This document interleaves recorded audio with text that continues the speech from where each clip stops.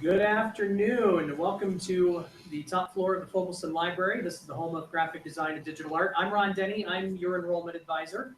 So welcome. I'm going to introduce Jack Sprague. He's our chair, and he's going to kick it off. So welcome. Well, welcome everybody. We are here this evening to talk with you about a range of issues that relate to both of our programs.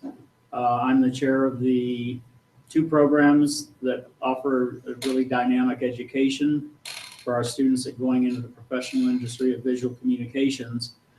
So we're here tonight to answer questions that you may have about our program, about activities within our program, how to prepare, and what the experience is going to be here within the overall 4-year or 2-year window of time that you may come on board to study at this university. So this is my colleague Jacob, and so I'll let you introduce yourself. My name is Jacob Romeo Lequier, and I have a background in illustration and concept art for animation, film, entertainment stuff. I'll pass over to David. Yeah, I'm David Gardner, and a background in illustration and concept art also. For and what else? That's about it. And this is Luke.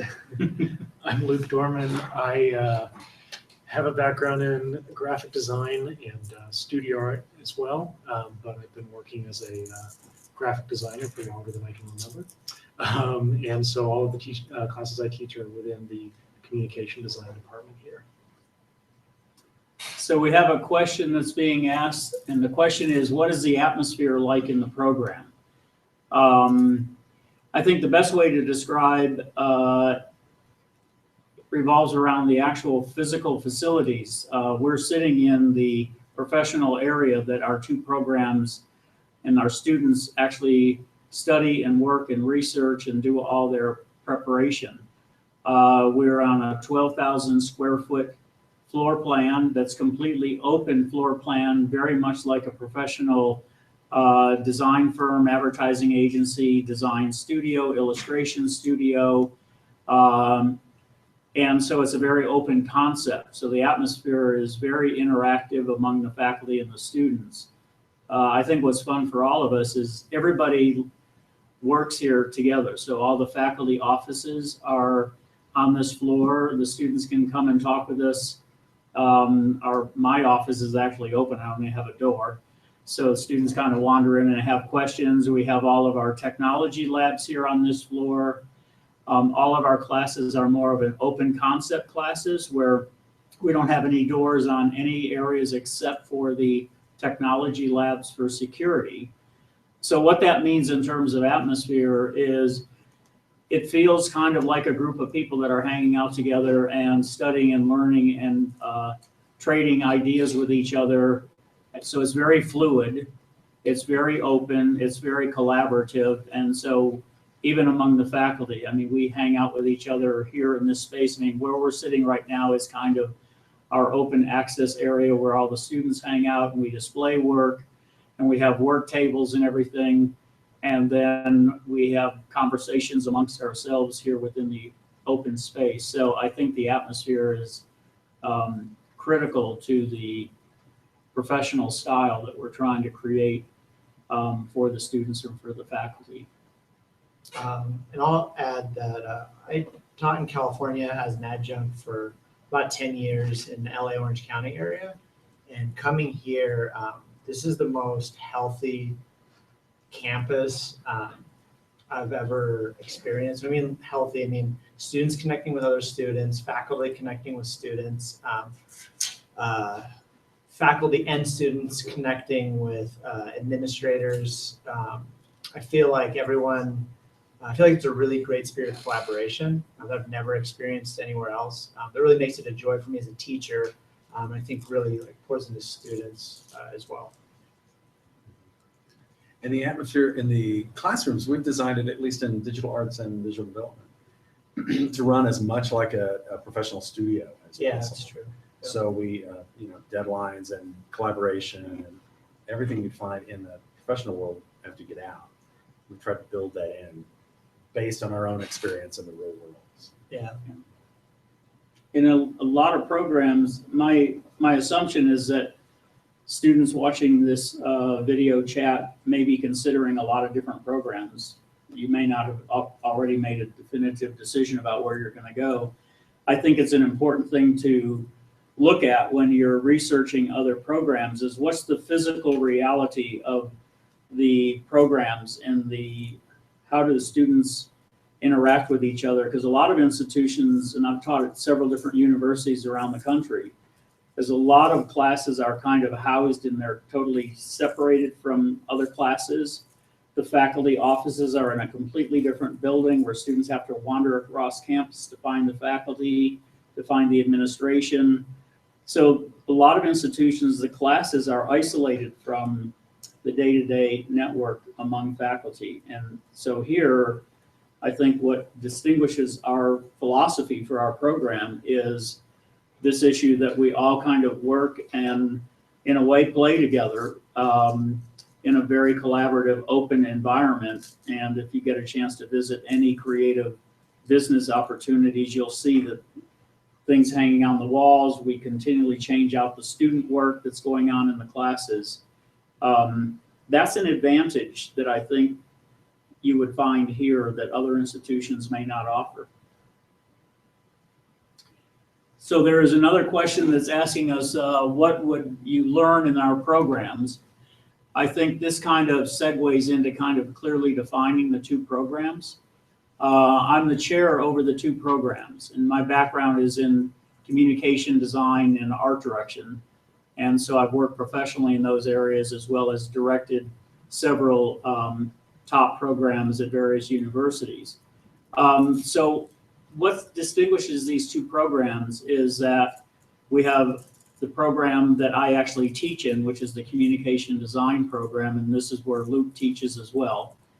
And communication design, the emphasis is on the word communication, and that's visual messages that are being developed to help people make decisions about what they buy, what they do, how they vote, where they go, where they travel.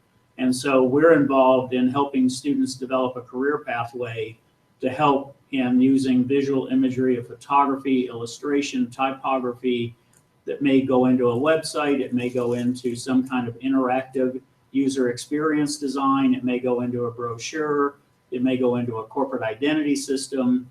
So communication design is about using design and visual imagery to communicate messages that are supported by concepts. And then there is a distinct skill level that's involved in the digital art and visual development. We want to really emphasize the word visual development, and I'll let Jacob and David talk about how that plays out in your programs. You want to talk about illustration and talk about visual development? Okay. Well, illustration. Question? What will I learn in these programs? Illustration. We start with both sides of the fence here. We start with the fundamentals. So you'll learn about the history of illustration and visual development, the history of narrative in art, and also fundamentals like painting, traditional painting leading into digital painting, and then life drawing, figure drawing, and perspective. And we really want to get a grounding in that, whether you go into illustration, visual development, In anatomy. and anatomy, Yeah. all of those things that are fundamental.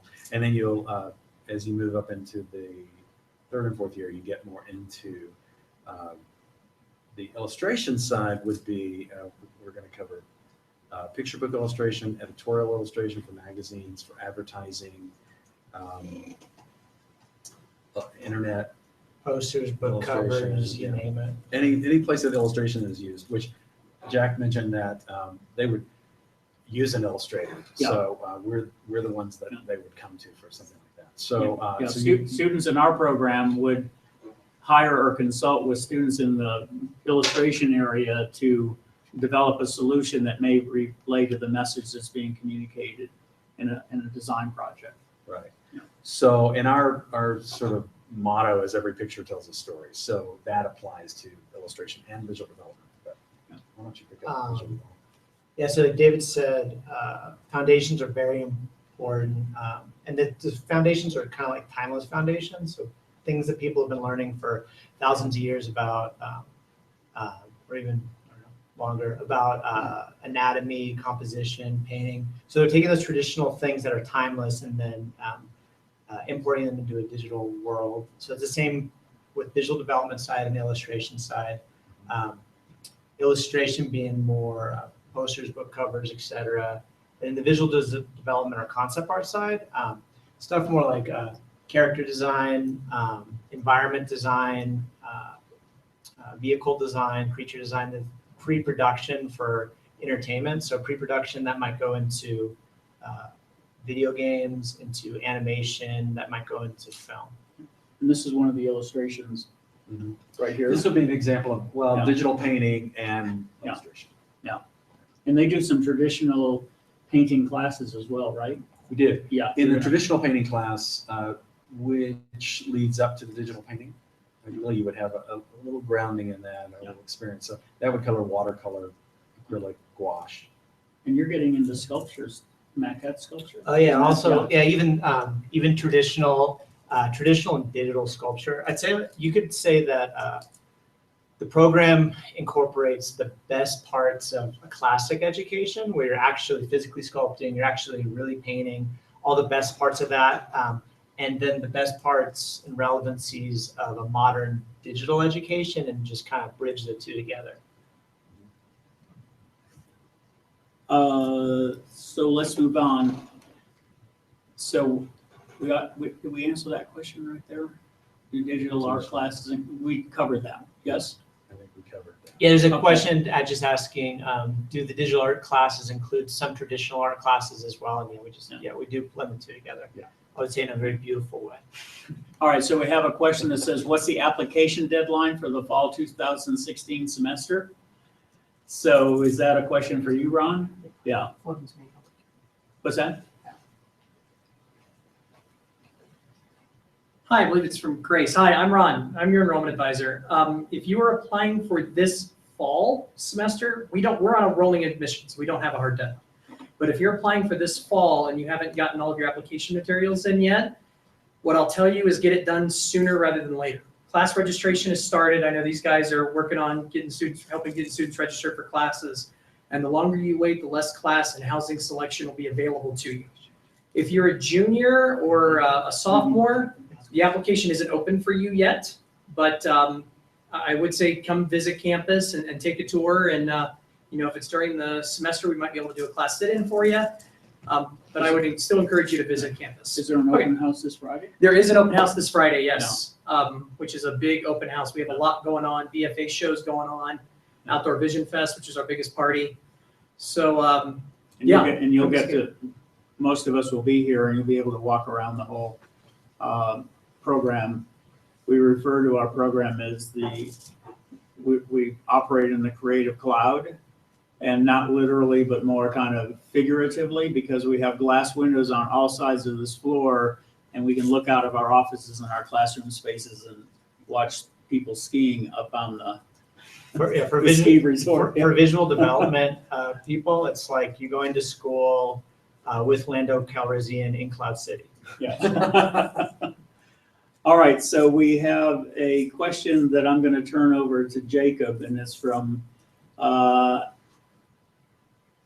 interesting name, Anna Fernie Everly. I think that's correct, but I could be mistaken. Sorry for that. Yeah. The question is, sorry,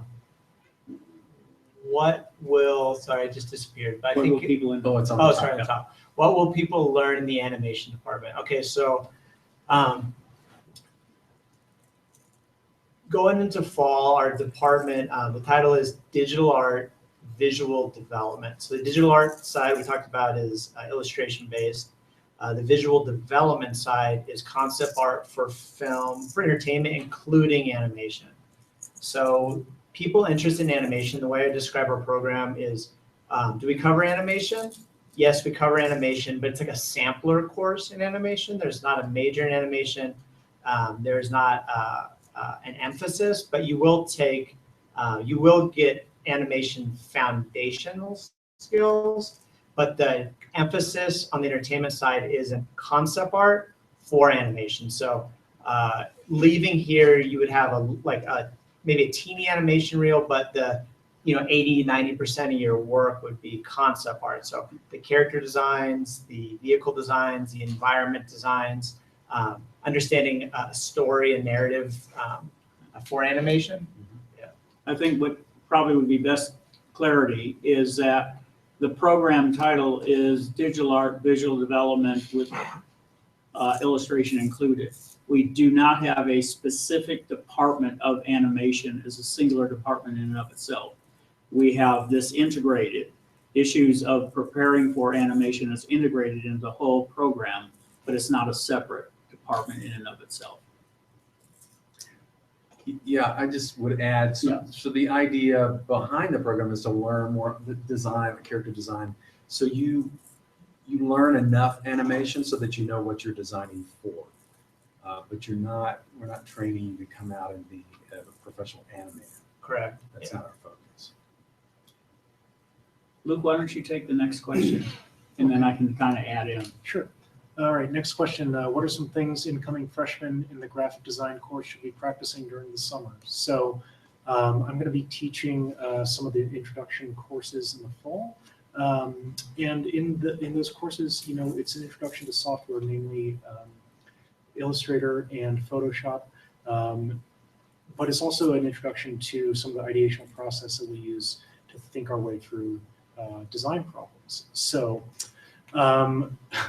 I kind of want to say practice your Bezier curves in Illustrator. We will be doing a lot of drawing, at least to plan out our concepts. The better able you are the better skill you have at sketching out concepts, I think the better you're able to realize those ideas when you take them into Photoshop and Illustrator. A lot of the work that we wind up doing in Illustrator starts with pen to paper, and then you scan that in and work on top of it. So you give yourself a really solid foundation. But one of the other things that I think is good to practice over summer is just observing your environment and paying attention to other design work that's out there. Magazines like this, Communication Arts magazine, are a great starting point for you to look and see what's going on in the design field. Following AIGA on Instagram, they do multiple posts a day, linking to their Eye on Design blog, and you can learn a lot about what's happening in the contemporary design world.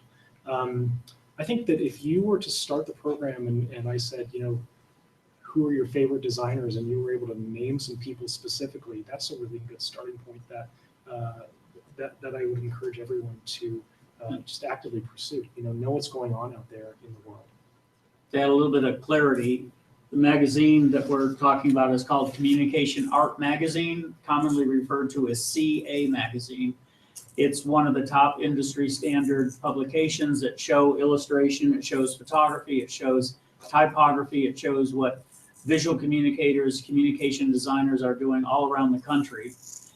What's unique about this publication is that as a student, even a high school student, you can subscribe to this magazine for 50% off the subscription rate. As a student, all you need to have is your student or is your faculty signature, and then you can get this publication. This actual magazine, if you bought it in the newsstand, would cost $25 per magazine. And there are 6 issues that come out every year. And as a student, you can get it for $38 for the whole subscription for a whole year. And then there's another magazine that's called Print Magazine, and that's PRINT.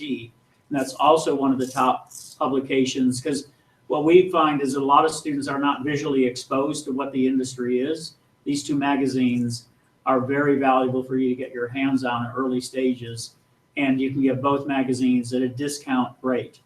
And then Luke also referred to AIGA, and many of you may not know that that stands for the American Institute of Graphic Design or Graphic Artists. And this is one of the top national organizations. And you can go to their website and you can kind of look at various things that designers are doing within the industry. And I want to reiterate what Luke said, is that drawing, conventional drawing, just getting a notebook and beginning to draw, and not like rendering finished artwork, but more like just drawing out quick ideas. We have a class in our program in the freshman semester that's called Ideational Drawing. And it's for students to learn how to quickly develop a thought and turn it into a visual sketch that any of the professors could look at and be able to understand what you're thinking. And then we could give you guidance as to whether or not the idea is sufficient to take to a more extensive area. And then the other thing I'd really encourage you to do, and I think this is relevant to all of us here, is that communication, visual communication in and of itself, in the grand scale, is about delivering messages, and those messages usually go along with words and writing.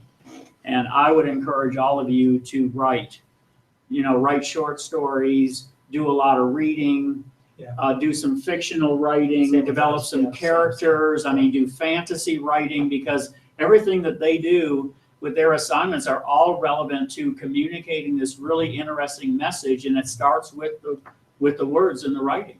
Yeah.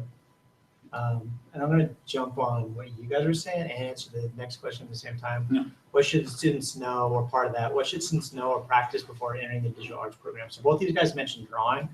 I just want to plead with you, for the love of God, please work your butt off in your sketchbook.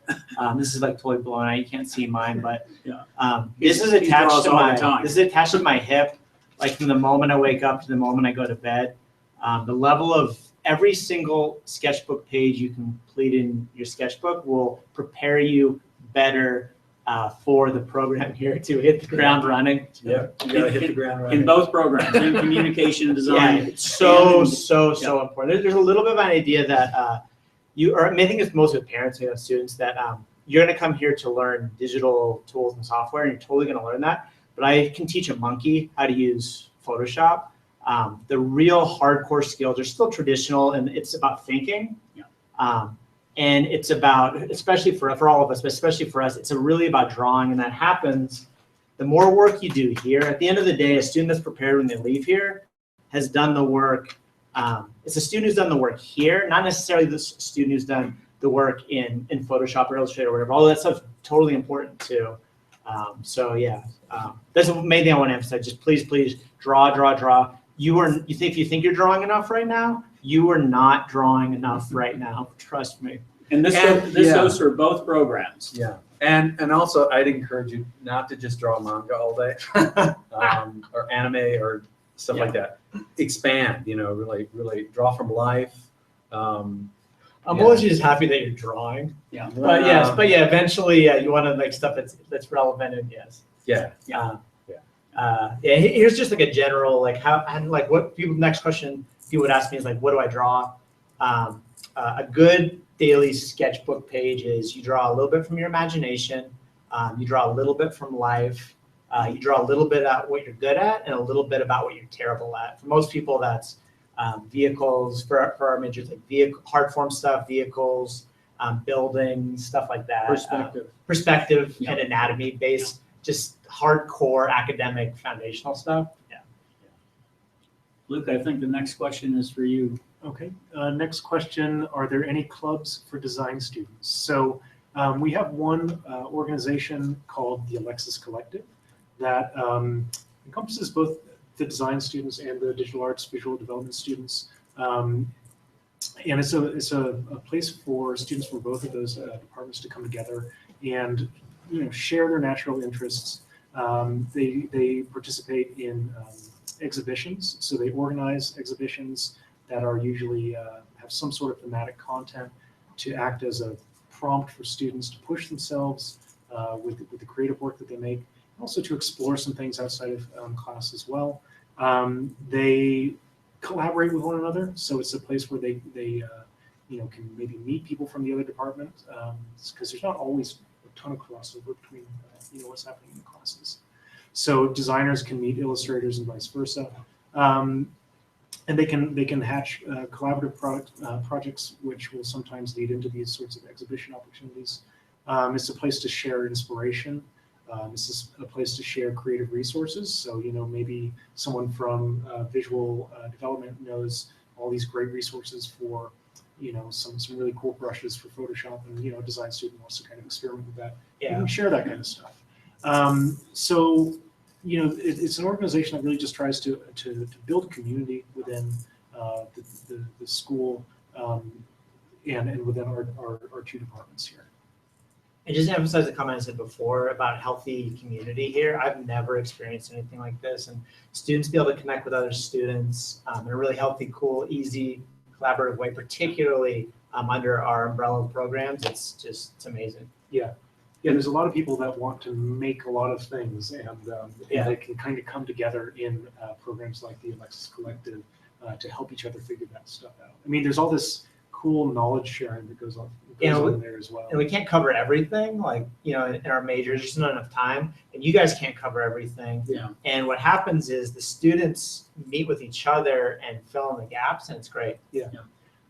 Right here to our off camera, to our right, is a special workspace that we have students hang in virtually all day and into the late evening hours, and which is a totally open workspace for them to come in, hang out. They have TV monitors in there that they can watch videos of something they're related to. They sit around big working tables and they discuss and ideate and develop solutions. And what I think we're all leading to is that we generally kind of tend to say that if we had a slogan for our programs, that I would put the emphasis on that what our students are doing here is they're discovering the power of ideas. Everything starts with a great idea, with a message, with a narrative, and so on. And then they're using their intellect and their thinking and their research to come up with a really powerful idea. And the idea may manifest itself in a beautiful illustration. It may manifest itself in a wonderful typographic solution or a photographic solution. But the idea is, to me, king. And so all this sketching we're talking about and all this ideational drawing is for students to realize that that's the foundation for the development of an idea. And then you step into the technical tools, all the software and everything to produce those ideas. But the ideas come first, and then everything else follows after that. And just to add on to that, in relation to this question about the clubs, that's one of the things I think is really cool about Alexis Collective when it works, when people come together from the freshman students and the senior students, two very different perspectives and skill sets at that point, but they get to share that kind of information with each other and knowledge and share, like, hey, why don't you try this? This has worked for me in the past, or even specific software knowledge, but a way of really just elaborating on the ideas that touches on way more than what we can touch on in class. I just realized that we're sitting here and we're actually seeing ourselves on the screen as we're talking.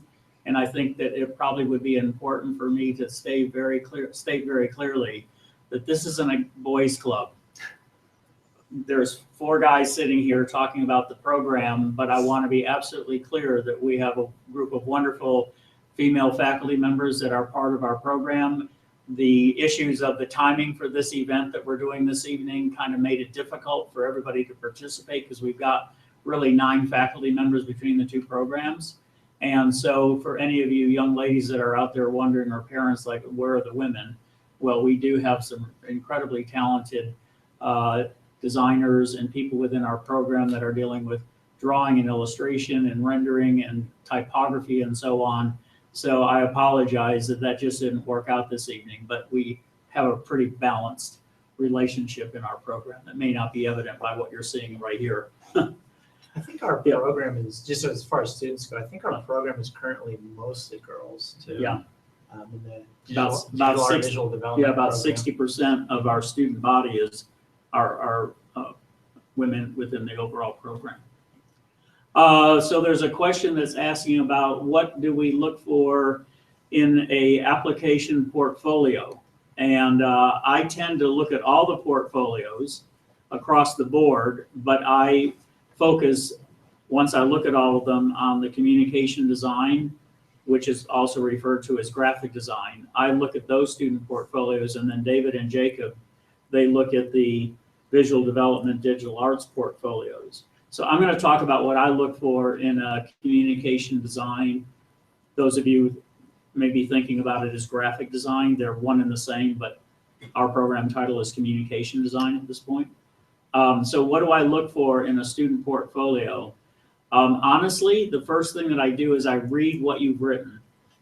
I'm actually most drawn into what somebody says about themselves and about their work and why they're interested in going into it, because again, the emphasis is on communication, and to me, communication are how you think with words and then how you think with images. So before I look at your work, I read what you actually have to say, and that's really important to me, because what you say typically defines how you think, how you articulate, and how you organize your thoughts in a very thoughtful way that kind of inspires me to understand why you do what you do visually.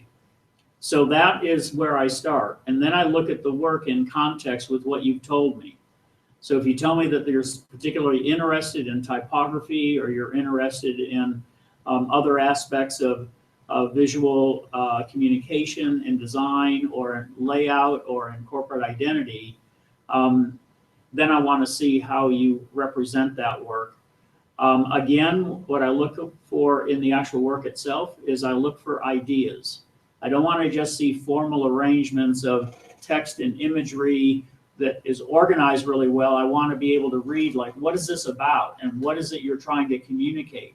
And does the communication that you're showing me in your work deliver all the elements that I need to understand what the communication and the message is? But I also realize that many of you are in high school and you may not have classes that encourage you to explore it that way, and much of your exploration is purely visual, purely formal. And in that case, I look at how you deal with typography, how you deal with the integration of typography and imagery, how you deal with scale and proportion. I also pay very close attention to color and how you deal with color. I think you can see by our environment here that we're really about color. And so I really pay attention, use of color, use of typography, use of the formal layout issues in design, and then how you show your ideas and how you write.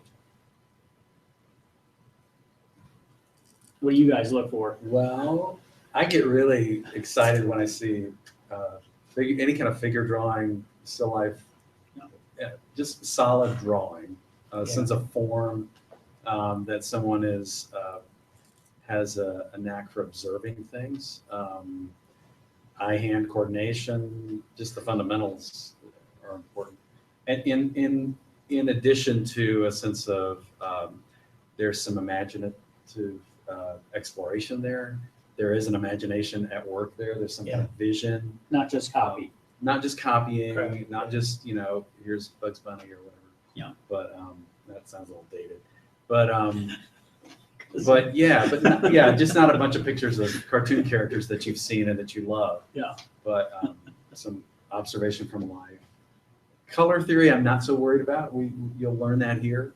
But a sense of exploration and a desire to explore things. Yeah. It's important. If we have the budget, they're going to animate some motion graphics over this little triangle I'm about to make right here. But I can see it. Yeah, I can see it. So up here, there's three fundamental things that we train you to do, and it's nice if you have a knack. And same things David said, drawing. So meaning you can rotate forms in space. You can take a truck and rotate in space. You can take a person and rotate in space. Drawing meaning draftsmanship. Over here, painting. So you can render and understand light and color. And then over here, design, which David was talking about. You can think and you can innovate. So drawing, painting, design, and then taking all three of those and then composing. Like those three things composed into an image. If you can do those three things well, particularly drawing, because it takes so much time to learn to draw, also painting and design, then you're a great fit for our program. I'm going to take on the next question, but Luke, I want you to kind of weigh in because I'm going to talk about the DSVC and you have. All right, so the question is, are there professional development events, or are there professional events on a regional or national level that we include our students in those various opportunities? And the answer is yes. Locally, we have a branch of the American Institute of Graphic Arts, and they are a professional organization of designers, illustrators, writers, photographers, and so on. And they have typically an annual event in which they do portfolio reviews and analysis of student work at various levels of the program. They may look at finished portfolios from seniors, but then our juniors and sophomores and freshmen may go to an event like this and take examples of the work that they're working on and get professional feedback. On a national level, for the first time this year, I took I took all of our communication design faculty and myself, and we selected students within our program to go to Dallas, Texas. And in Dallas, Texas is the Dallas Society of Visual Communication, which is the country's largest professional organization of multidimensional creative people, photographers, illustrators, animators, filmmakers, and then going on into communication design and typographers and copywriters and art directors and creative directors. So the full gamut of all the career opportunities are provided through the Dallas Society of Visual Communication. And every year on an annual basis, they have a student conference, which is exclusively for students who are majoring in any of these programs that we're offering here at this institution. So we took these students for the first time, and there were probably easily 100 different professional people that were there, and the students were able to sit down and talk with them and ask questions. And I'm going to let Luke weigh in on it because I'm a member of this organization. I've been involved with it for 30-some years, but for the first time I took Luke so he can talk about it from a fresh perspective of a young designer teaching in our program who also went and saw this and how that played out for you and the students.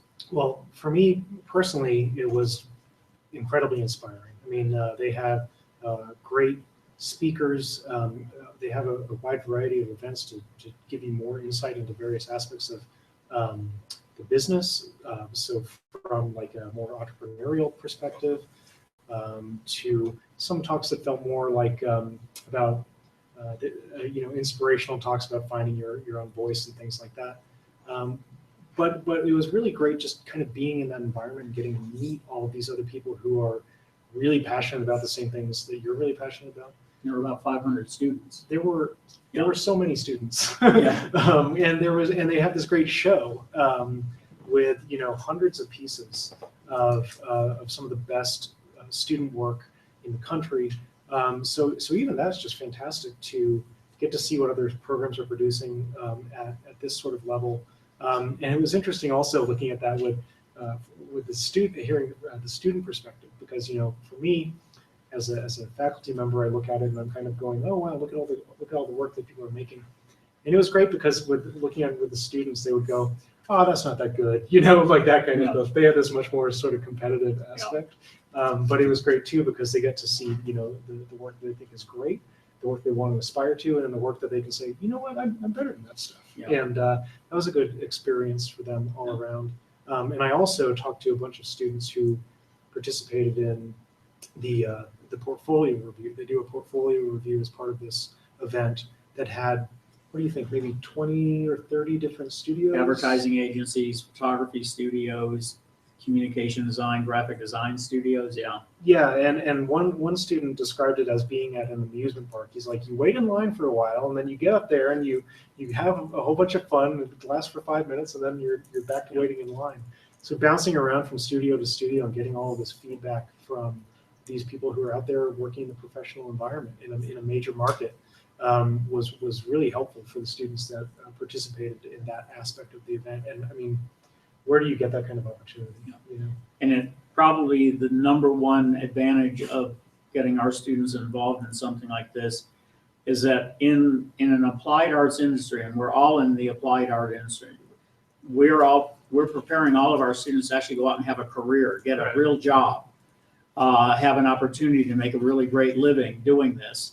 And it's all about networking. You have to meet the people that are in the industry. And by getting our students involved in a national student show and meeting all these professional people, they're exchanging business cards and they're networking, because when it comes time to graduation day, when you walk out with a finished portfolio, you need to be able to know who do you want to go and interview with, who do you want to work for, what place of the country do you want to live in, and what are the businesses and the opportunities that are there. And this is something I want to be very frank about. You don't want to wait until you graduate to figure out what the hell you're going to do with your career. Correct. You want to know when you're a student, where do you want to work, who do you want to work for, and how do you want to network to get that opportunity. And so participating in these kind of events is really critical to the long-term career opportunities for you. David, you want to take this next question? Sure. What fields can a digital arts student hope to work in? Oh, well, several, many fields. I'll name a few. The biggest one we think of is animation. As a concept artist, character designer, environment designer, Storyboard artist. yeah, art director, for animation, for live action, even for games, for theme parks. They need designers.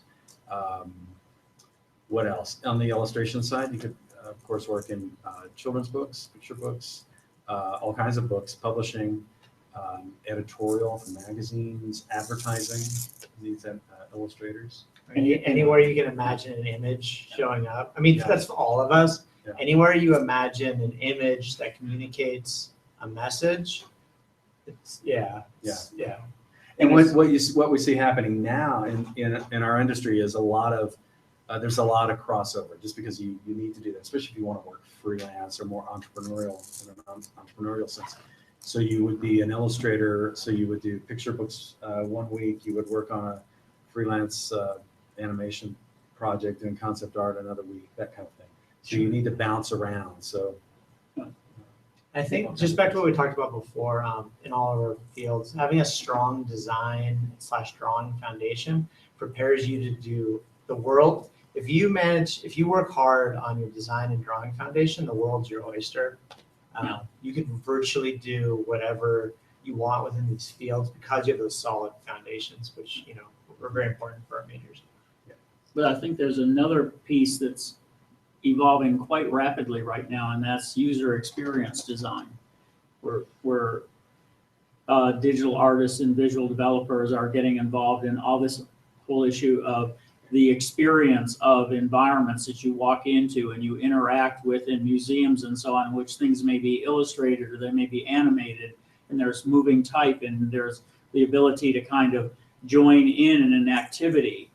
And so both students in the digital arts visual development, and the next question kind of segues into that, and the question is, what fields of communication design can a student work in, and what types of jobs? And exactly what David and Jacob have been talking about in the area of communication design. What I found very fascinating is that when the economy has ebbed and flowed in terms of what's happening with economic issues that change, sometimes it's a great economy, sometimes it's a slow economy, but I've found that there is a stability in communication design that tends to be that when the economy gets bad, businesses tend to need to advertise and communicate more aggressively. They don't actually slow down, they actually have to rev up in order to improve their sales or their promotion or their brand. And so there's an assumption when the economy is bad that artists kind of suffer. And while it may slow down a bit, I've never found in my career that I have suffered radically from a shift in economy, because it's a very diverse economy. So students in our program can walk out of here and work in an advertising agency as an art director, directing photography, directing animation or short videos. They can be creative directors, in which they become the concept developers and the top managers in various design firms as a creative director. Students can become involved in branding and go into design firms and so on, which get very involved in the experience of what a brand is. And this is also where UXD and UXI is involved in user experience communication. Our students can get involved in naming companies. A lot of what we're stressing in our program right now is that the students work with a client in which they oftentimes are really involved in the naming for the business, and that kind of frames what the brand development would be. Our students can also go into career opportunities for what's called in-house design. And an in-house design experience would be like going to work for Nike, or going to work for Levi's, or going to work for Neiman Marcus, or going to work for J.C. Penney's. All of these large corporations, including like AT&T. AT&T has probably 200 communication designers on staff to deal with the branding for AT&T. Another in-house company has a huge design studio in-house, and that's Fossil. And Fossil right now has 500 designers on staff. They have 20 photographers on staff.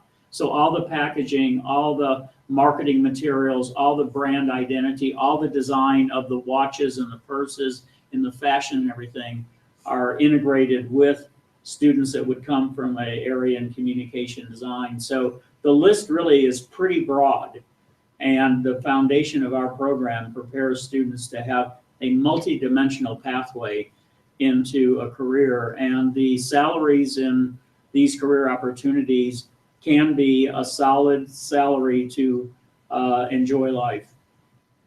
Many opportunities.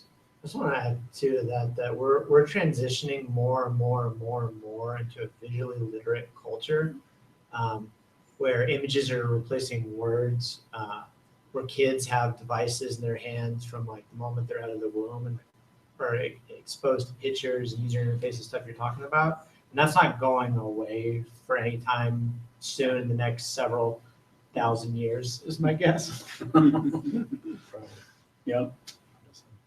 All right, so we have another question that I think that probably all of us could weigh in on, and the question is, what are the advantages of studying here at Santa Fe University of Art and Design in communication design and digital art visual development that may not be possible at another state or university? I have taught at 4 different major institutions, and then I have actually taught in China, and I've taught in England, and I've taught in Germany. So I'm pretty familiar with the range of programs around the country and around the world. And I think that what I've told many colleagues of mine that I feel is what differentiates this institution and our programs is that the city that we dwell in is small. It's a very creative community and city of Santa Fe. Santa Fe is a boutique community. It's a very unique, special community. And this institution, this university, is a boutique university. And how I define boutique is a boutique is usually a very kind of customized, specialized experience. People that come to Santa Fe are looking for a unique cultural and visual experience. And I think that students that come to this program are also looking for the intimacy of a boutique experience, a special experience. And I think the specialization comes from the fact that we're not trying to be huge. We're trying to be very thorough. Our focus is on the students' success as they go into the university's program as a whole, but also as they graduate and go into the career. So I think the size of our classes being somewhere between 12 and 16 students, so you have very intimate connections with your faculty, that creates a boutique experience. It's amazing. And then the fact that we live in this space where it's all interactive, that's unique.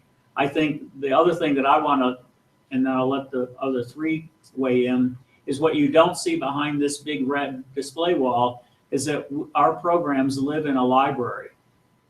And so our students can walk out of our classes literally and grab a book off a shelf that we define that they need to go and look at and bring it right out of the library and bring it into our classrooms.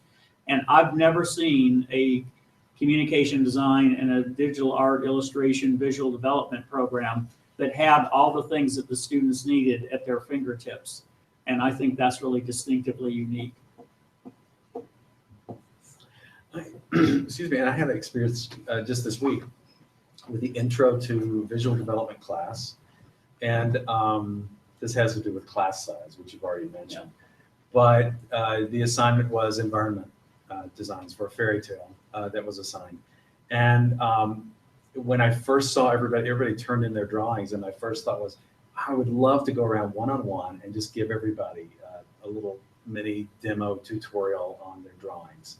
And then I realized, oh, the class is small enough. We have Wait a time minute, to do that. Yeah, I could do that. So I was able to do that, and that's not a regular occurrence in other places, at least in my art school experience.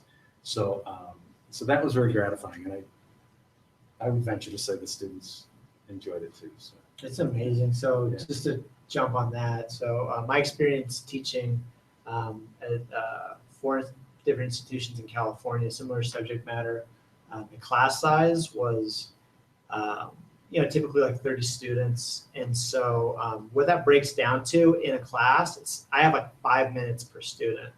And what ends up happening in those big classes is I have to make this, it's almost like a battlefield decision.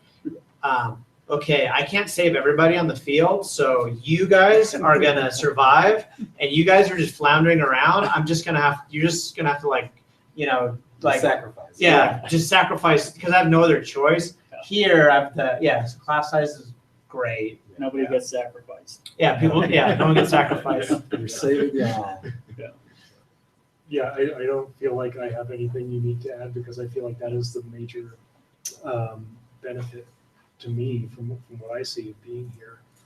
We've talked a little bit about the community that happens with the students, but that's really special here too. But the way that applies to the faculty-student relationship is awesome. You know, I mean, it's like there are students because we know them so well and see them from year to year that it's like you can kind of really tailor the feedback you give them and the direction you give them to their specific needs. And I mean, you hope to do that all the time, but because you really know sort of their working processes, their weaknesses, their strengths, you can kind of, really say, well, why don't you do it this way?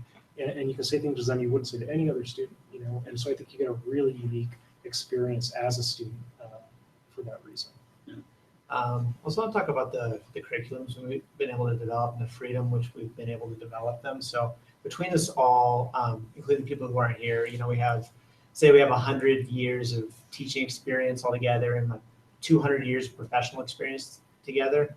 We have been allowed to create our dream programs, the programs that we wish that we could step into as students.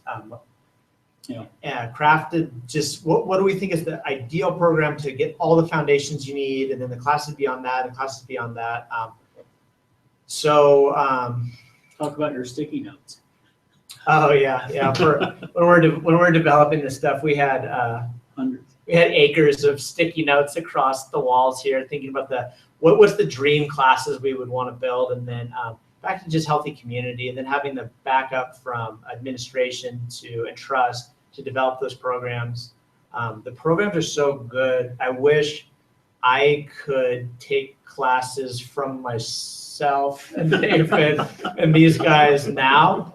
That would be my dream as a young Like a student. time machine or something. Yeah. Yeah. Well, you can just look in the mirror. Mirrors in classes. That's the answer. All right, so the next question is, will I need to own any hardware or software when I start at Santa Fe University of Art and Design, and what hardware and software would you all use, and what would you recommend? That question gets asked a lot, and I tend to say to students, the sooner you can get your own computer and your own software, you have 100% control over your work schedule. Yeah. We have wonderful labs here. We have 3 large operating labs with printers and 21, 27-inch Mac monitors and everything. So we have everything here. But to be able to walk out of class and go to your dorm or go to your apartment, wherever you live, and have your own stuff, it makes a significant difference. Yeah. I tend to say to students that are transferring, they probably need to have a computer when you transfer in. as a transfer student. That would be to your advantage. Those of you that would be freshmen, that I think probably by the time you finish your sophomore year going into your junior year, that's the kind of thing you're going to ask for Christmas or a birthday gift or something. I mean, kids usually have grandparents say, what do you want for your birthday? We'll just say, I need a computer, I need all the software that I need. And again, it really has to do with you having control over your own creative destiny. And the software you mentioned is essentially Creative Cloud. So Adobe Creative Cloud, primarily, if you only had one, if you have like a very tight budget, you can only get the one piece of software I would need to learn would be Photoshop. I'd say for all of us, the second, and then beyond that, you have to get the cloud. So after that, I would say Illustrator and InDesign. Well, yeah, That's part of the cloud. and then which is part of the It's all part of cloud. the cloud, So yeah, Yeah, we mostly use Photoshop sure. for our classes. It's painting and things like Um, that. Okay, so we have, is this the final question? All right, so we have one last question, and the question is there a thesis project, and if so, what does that entail? The two programs require that our students, upon their final semester, have two key things, and that is a thesis project, which we are referring to as the capstone project, and that actually is the project that defines the student's professional portfolio. All of our students that graduate from our two programs are required to have a very well-developed professional portfolio. I kind of brought this in, not that you can see everything in detail, but this is a professional portfolio that would kind of encompass a thesis project. And what the thesis project is, it's what we've done this semester, and Luke is teaching the class this semester, is the students actually are allowed to provide to the faculty some themes, some general themes of issues that they're interested in. It might be conservation, it may be a theme about humor or comedy, it may be a theme about book development or narrative writing. So the students provide us 4 to 5 general themes, and then the faculty sits down and looks at those themes, and then we define a real world problem, a real client that would integrate those themes as a solution or as a framework within which to develop a thesis project.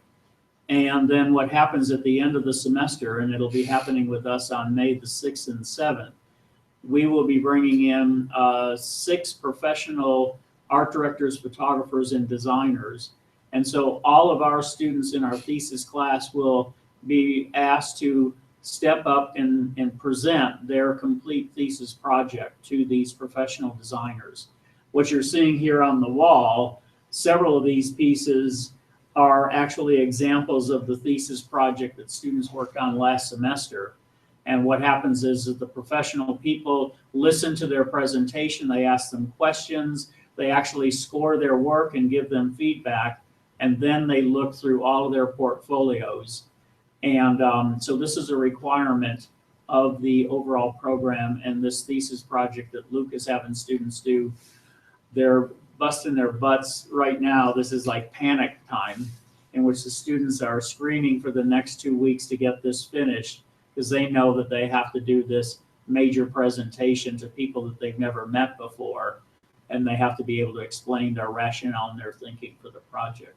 Luke, you can probably weigh in on what's really happening. I can definitely affirm that they are, confirm that they're not sleeping right now. Yeah. But, yeah, I mean, everyone has done a lot of work this semester. We started the way that Jack described, and then each student was responsible for going into the research and really diving in, exploring the field that they expressed an interest in based on the prompt that we provided them. And then the company that they're creating, the business that they're branding, is essentially trying to present a solution to some of the problems that they encountered out of that research. Give them a couple of the general themes. Like, and the one student that's still doing the robotics. No, No? she changed. Okay. She changed her project, but she is doing a project that is a company that is making prepackaged food that they send to your house, kind of in the vein of a company like Blue Apron, but geared towards kid meals, so that a busy parent can have this package sent to them in the mail, 5 days worth of lunches, and all they need to do is take the lunches out of the fridge and put them into the school box, and they can take them to school. So she's doing all the mark making, she did the naming, she's doing all these identity materials, packaging design, all of this kind of stuff in support of that kind of brand. And then we have students doing creating a music festival, and so looking at the music festival landscape, seeing kind of like where that is right now with huge events like Coachella versus smaller events, and where can he create a niche within that kind of saturated field, and then making all the materials in support of that. Look at one of those packages that Noah did. Oh, one of these? Yeah. So this is some work. All this work over here is work that came out of a packaging design class I'm doing right now. The student made these coconut chips as a kind of an alternative snack, and it's a little hard to see on screen here, but he did this really cool design where you squeeze the sides and the tops open. Yeah, tops open. I think I need some food right now. But anyway, this was one of the projects from Graphic Design 3, packaging design. And we have a lot of other ones. This one was another student doing a series of granola packaging. So they get involved in a kind of creative engineering to figure out how a packaging system works and how you deal with folding it and scoring it and how it would ship and how it would operate graphically, photographically, and also then be protective of the product that was inside. So design really includes a lot of three-dimensional thinking and structural thinking and engineering thinking as well. Yeah, both of those were designed from the Yeah. ground up. No pre-existing templates or anything like Yeah. that. So. And so why we talked about the packaging is that in the thesis project, many of the students may design a complete packaging system. They may design uniforms. They might design transportation graphics. They might design series of posters. They may do a series of ads. They may do a capabilities brochure. And so most of the thesis projects probably are going to include, 10 to 15 pieces? Yeah. And that's why we refer to it as the capstone project in their professional portfolio. In our major, we would, by the time you're working on your capstone project, we'd have a relationship with you, maybe understand kind of what your emphasis is. The question would be, what do you want to focus on? Then we would help the student develop a real world problem to solve. So that could be, what are some examples? Well, an example would be pick a specific story that you want to design the characters for. Right. Maybe objects, vehicles, that type of thing. So for concept art for an animated film, maybe your focus is illustration, and it's specifically kid book illustration. So you do all the interior and cover illustrations for a book. Right. Maybe you want to poster illustration or book covers is really important to you. So do a series of 10 to 15 illustrations that represent posters or book covers. So what's your focus? Let us help you create a problem to solve related to that focus. So I think that we are about ready to wrap this up. If you have any additional questions, Ron Denny is, I think, the key guy that you would respond to. And if you have questions that he can't answer, then he will pass them on to me. And if I can't answer it, one of these guys or one of our other faculty, but we'll figure out an answer to cover it. And we are hoping that as many of you as possible can come to the open house this Friday, and then you'll be able to see this in three-dimensional reality. So thank you for taking time to visit with us. Hopefully we've answered the questions that were important.